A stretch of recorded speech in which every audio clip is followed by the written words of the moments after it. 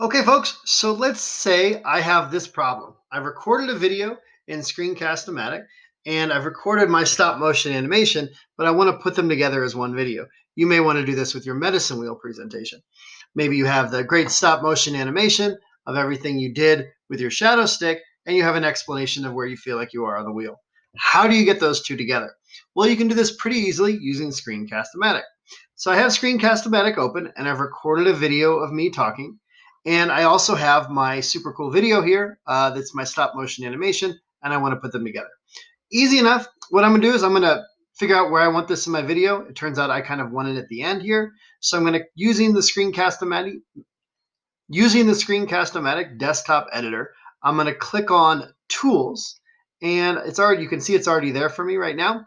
But I click on Tools, Insert Video. And when I say Insert Video, it's going to ask me where to find it. It happens to be in my downloads, but since I've done this before, it shows up in my recent file. So I'm just going to click on that and it'll insert it. And there it is. I say OK. And it drops it in. And so now here is my stop motion animation inside my video. Now I can edit this, and I'll close it over here now that we see it, and we'll let this take up the whole screen. So now that I have this, I can work with this any way that I want. Now I can work with it any way I want. Say I want to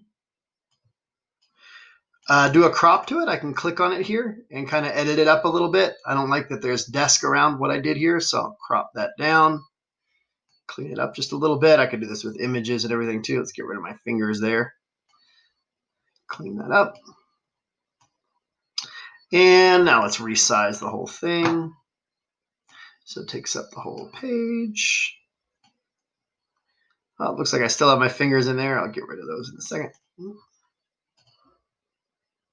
Crop those out. Center my work and say OK. And now if I run my video,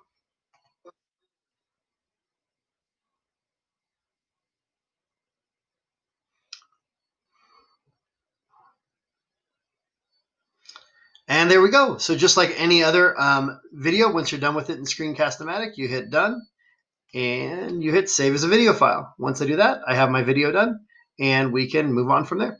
That's how to do it. Exciting times for sure.